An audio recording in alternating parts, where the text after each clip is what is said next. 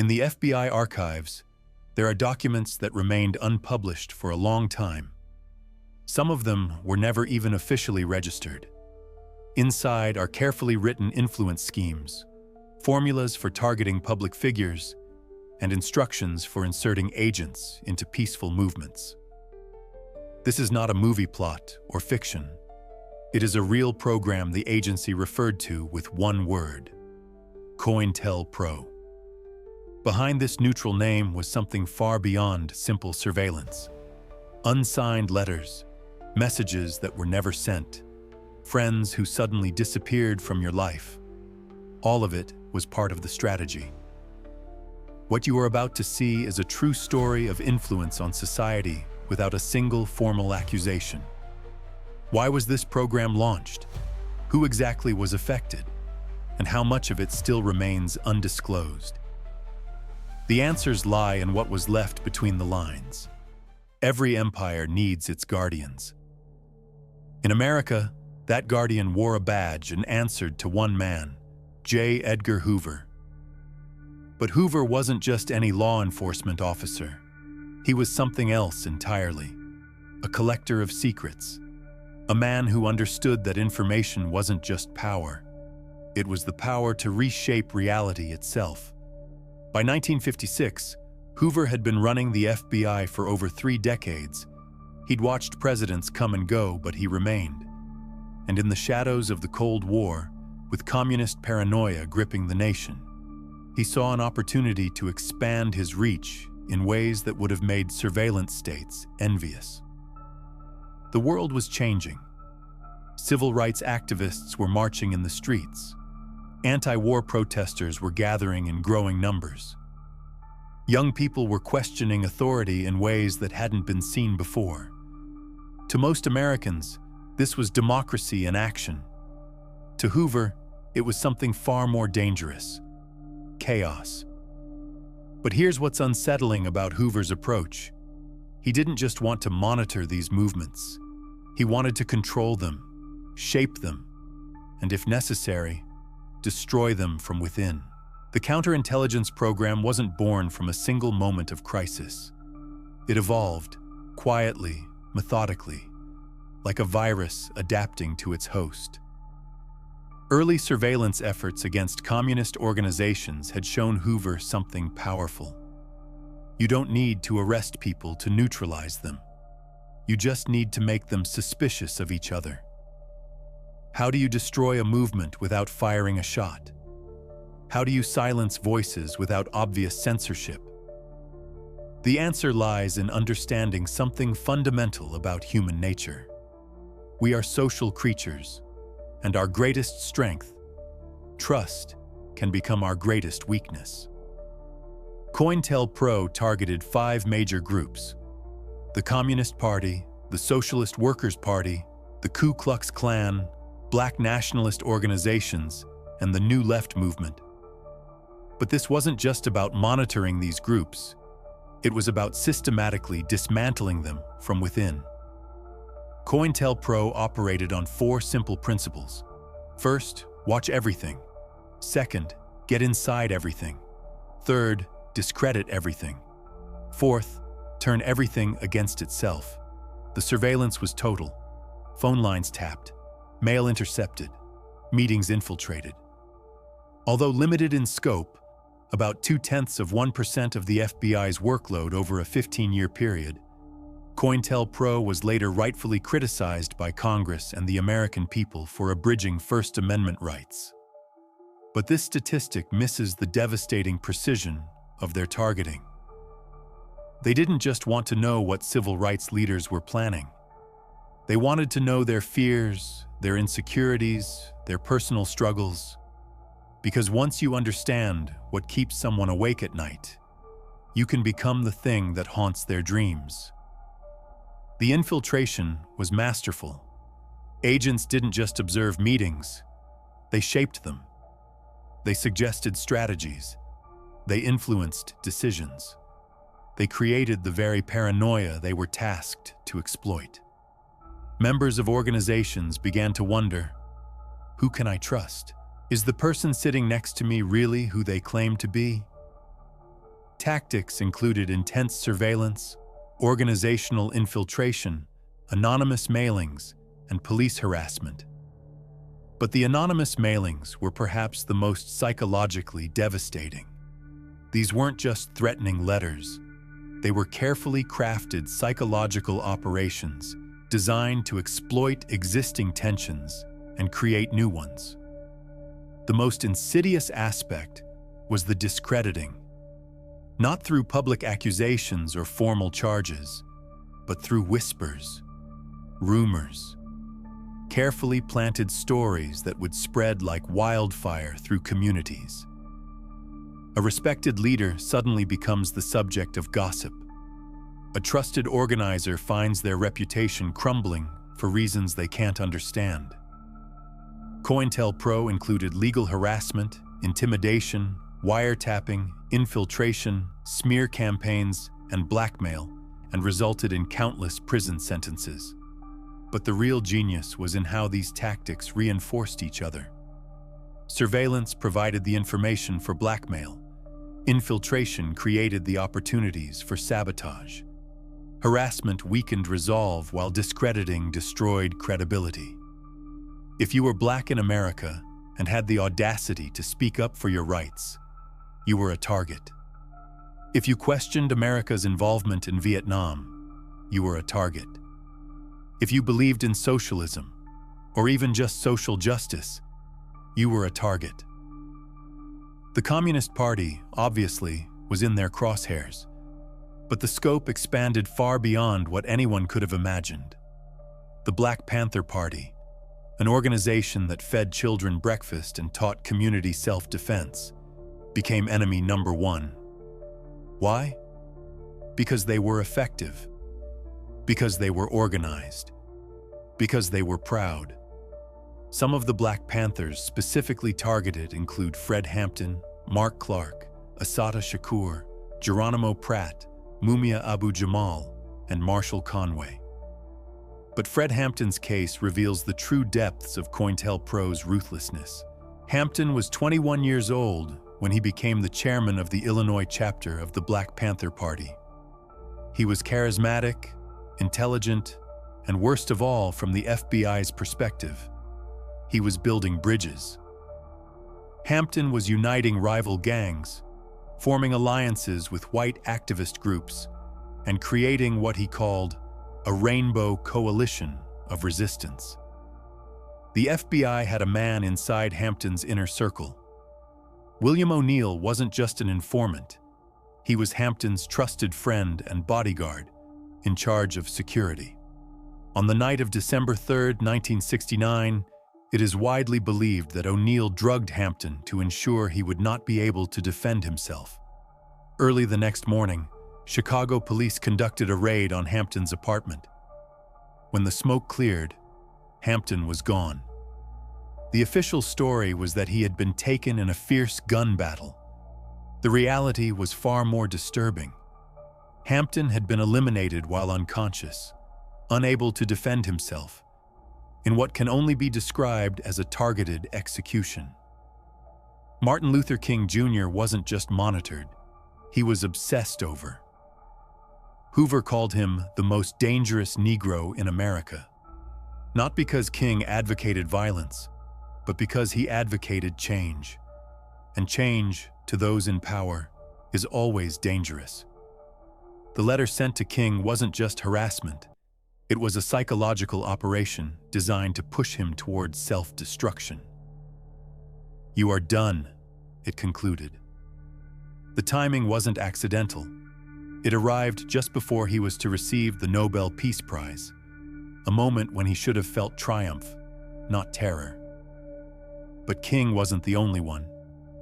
Malcolm X, countless others found themselves in the crosshairs of an operation that seemed to have unlimited resources and no moral boundaries.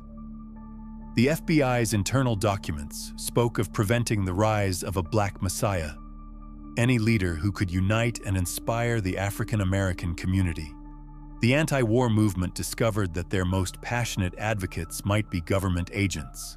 Students found that their professors were filing reports. activists learned that their closest friends were gathering intelligence. The paranoia wasn't just a side effect, it was the intended outcome. The beauty of COINTELPRO's approach was its subtlety. Why create martyrs when you can create doubt? Why have dramatic confrontations when you can have quiet destructions? False letters were a favorite tool. A letter claiming to be from one faction of a movement to another, containing just enough truth to be believable, but designed to create conflict. Marriages were destroyed, friendships ended, organizations split apart, fighting each other instead of the system they originally opposed. The FBI sent fake letters to promote mistrust in organizations, attempted to disbar their legal defense, and recruited informants to infiltrate groups like the Black Panthers. They also developed an obsession with identifying Black messiahs, leaders who could unify and electrify the militant nationalist movement, in Hoover's own words. They forged documents, created fake evidence, planted stories in newspapers. They understood that in the court of public opinion, the truth is whatever people believe, and people will believe what they hear most often. The harassment was relentless. Constant surveillance creates a prison without walls. How do you plan a revolution when you know they're listening? How do you build a movement when you can't trust your own members? Common tactics used by COINTELPRO included perjury, witness harassment, witness intimidation, and withholding of exculpatory evidence. Some targets were arrested on fabricated charges. Others found themselves audited by the IRS. Some lost their jobs. Others lost their families. The message was clear. Challenge the system, and the system will challenge everything you hold dear. But perhaps the most chilling aspect was how personal these attacks became. They didn't just target leaders, they targeted their families, their children, their most intimate relationships. The operation was designed to make dissent so personally costly that people would abandon their principles rather than face the consequences. March 8, 1971. While America was distracted by a boxing match between Muhammad Ali and Joe Frazier, the fight of the century, a group of activists broke into an FBI office in Media, Pennsylvania. What they found wasn't just files. It was evidence of a secret war being waged against American citizens. The Citizens Commission to investigate the FBI had been planning this operation for months. They called themselves ordinary citizens, but their methods were anything but ordinary. They had studied the building's layout, memorized guard schedules, and waited for the perfect moment when the nation's attention would be elsewhere. The documents they stole and later released to the press revealed the scope of COINTELPRO for the first time. The public learned that their government had been operating a domestic surveillance program that would have made authoritarian regimes proud.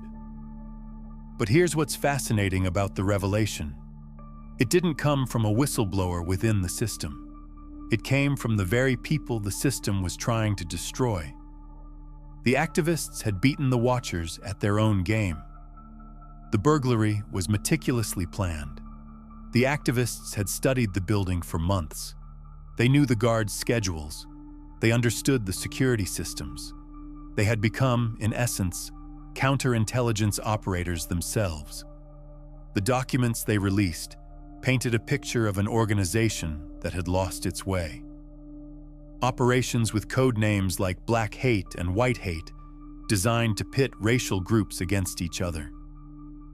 Detailed plans to prevent the emergence of a Black Messiah who could unite the civil rights movement. Among the most damning revelations was a memo that stated the FBI wanted to prevent the rise of a Messiah that would unify and electrify the militant nationalist movement. This wasn't just surveillance. This was active sabotage of American democracy. The Citizens Commission had accomplished something remarkable. They had exposed the watchers while remaining anonymous themselves. To this day, most members of the group have never been identified. They became ghosts fighting ghosts, shadows battling shadows in a war most Americans didn't even know was happening. The church committee investigation that followed was unprecedented. For the first time, Congress was examining the intelligence community's activities with real scrutiny. The findings were damning, but they were also limited. How much of COINTELPRO's true scope remains hidden even today? The investigation revealed that COINTELPRO had violated the constitutional rights of countless Americans. It had operated outside the law, answering to no one, constrained by nothing except the imagination of its operators. But the damage was already done. Movements had been destroyed. Leaders had been discredited. Some had been imprisoned. Others had been driven into exile. Some had simply disappeared from public life, their spirits broken by years of relentless pressure. The reforms that followed were significant. New oversight committees were established. Guidelines were created for intelligence operations. Transparency was promised. But promises from the same institutions that had spent decades deceiving the public carry a particular weight. J. Edgar Hoover passed away in 1972, just as the full scope of his operations was being revealed. He never faced consequences for COINTELPRO. He never answered for the lives destroyed, the movements crushed, the democracy undermined. COINTELPRO officially ended in 1971, but its methods didn't disappear. They evolved. The tools of surveillance became more sophisticated.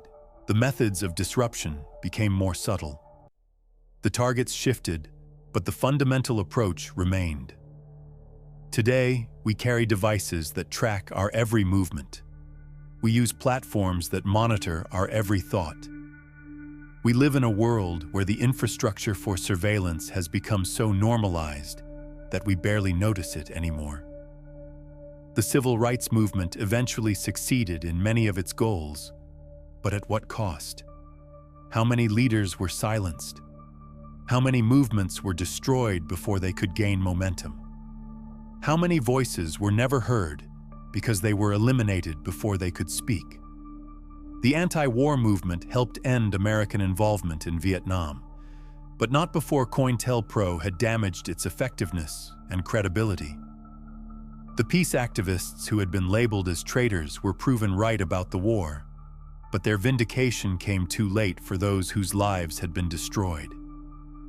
What would America look like today if COINTELPRO had never existed? Would the civil rights movement have achieved its goals sooner? Would the anti-war movement have prevented more conflicts?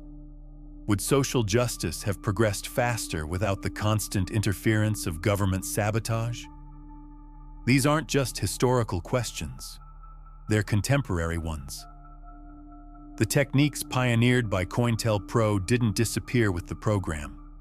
They were refined, updated, and integrated into new forms of social control. The surveillance state that Edward Snowden revealed in 2013 would have been familiar to COINTELPRO operatives. The methods were more sophisticated, the reach was global, but the fundamental approach was the same. Watch everyone, infiltrate everything, discredit opposition, maintain control. But there's something else to consider about COINTELPRO's legacy. The program was remarkably effective at achieving its goals. It didn't just spy on movements, it destroyed them. It didn't just monitor leaders, it eliminated them. The question isn't whether COINTELPRO worked, but whether we're comfortable with what it accomplished. The FBI's own documents reveal that COINTELPRO was predicated on a belief that lawful political organizing was inherently dangerous. They weren't targeting criminals. They were targeting citizens exercising their constitutional rights. The program escalated from surveillance to full-blown harassment of completely lawful political activities. Consider the timing of Fred Hampton's elimination. He was building unprecedented unity among Chicago's diverse communities. His Rainbow Coalition was gaining momentum. His message of solidarity across racial lines was resonating. And then suddenly, he was gone. The movement he had built fractured. The unity he had fostered dissolved. This wasn't coincidence. It was the intended outcome. COINTELPRO succeeded in preventing the rise of effective leadership within social movements. But at what cost to American democracy? The activists who exposed COINTELPRO succeeded because they were willing to take extraordinary risks. They broke the law to reveal greater lawlessness. They sacrificed their freedom to protect everyone else's. Most of them have never been publicly identified, remaining anonymous heroes in a story that few Americans fully understand. Their courage raises uncomfortable questions about our own time. What are we willing to risk to protect our democracy? What are we willing to sacrifice to ensure that the mistakes of the past aren't repeated? The techniques may have evolved, but the fundamental challenge remains. How do we protect our freedom when those who promise to protect us may be the greatest threat to our liberty? Recent legislation, including efforts by Representative Bobby Rush, seeks to force public answers about Hampton's fate and the Bureau's surveillance of United States citizens decades ago. But these efforts face resistance from the very institutions that conducted these operations. The question isn't just what happened then, but what's happening now. Are we still being watched? Are our movements still being infiltrated? Are our leaders still being targeted? The tools are more sophisticated, the methods more subtle, but the fundamental approach may be unchanged. The story of COINTELPRO isn't just about government overreach. It's about the price of complacency. It's about what happens when we assume that those in power will always act in our best interests. It's about the cost of looking the other way when institutions abuse their authority. Democracy isn't a system that maintains itself. It requires constant vigilance, constant questioning, constant challenge. The moment we stop paying attention is the moment those who seek control seize their opportunity. The files are public now. The methods are documented. The victims have told their stories. We know what happened. The question is, what are we going to do with that knowledge? The watchers are still watching. The question is, are we watching the watchers? In our next investigation, we'll explore how the techniques pioneered by COINTELPRO evolved into modern surveillance programs and examine the digital footprints we leave behind every day.